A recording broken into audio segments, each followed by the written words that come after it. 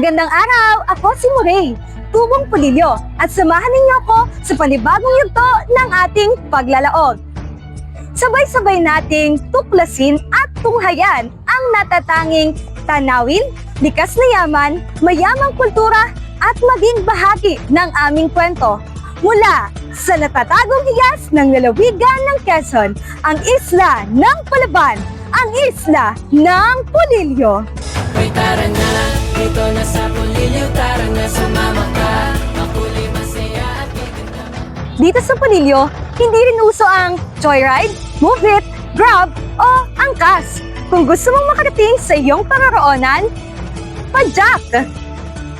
Kapag nakikita ko ito, pinapaalalahanan ako nito ng payak na pamumuhay, pagpapahalaga sa kapaligiran. Dahil hindi ito gumagamit ng gasolina at wala rin itong nilalabas na usok. Pati na rin ang paghanga sa bawat pagpatak ng pawis at ang pagbuhos ng lakas para mapaandar ito. Sumikat man ang araw o lumubog ito, kung magyaho man ang buwan o umikot ang mundo, matatanaw ninyo palagi ang mga mangingisdang taga Pulilyo.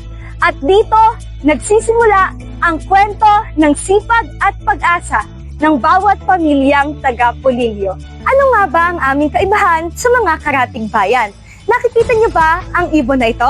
Hindi ito lawin at lalong hindi ito agila. Ito ay ang Pulilyo Tariktik Hornbill na rito lamang matatagpuan sa Pulilyo Group of Island. Kung nais mo naman maging kabahagi ng aming kasaysayan, narito kami ngayon sa Lumang Pader. Hindi lamang ito makikita sa Intramuros, kundi mayroon din dito sa Pulilyo. Saksi ito at nakaukit ang mga pangalan ng magigiting at matatapang na Pulilyuhin na nakipaglaban noong sinaunang panahon upang makamit ang ating kalayaan. At syempre, walang Quezon kung walang niyog! Dito sa Pulilyo, ang niyog ay hindi lamang basta simbolo ng aming lalawigan. Ito ay simbolo ng aming buhay. Ang Pulilyo ay higit pa sa isang destinasyon.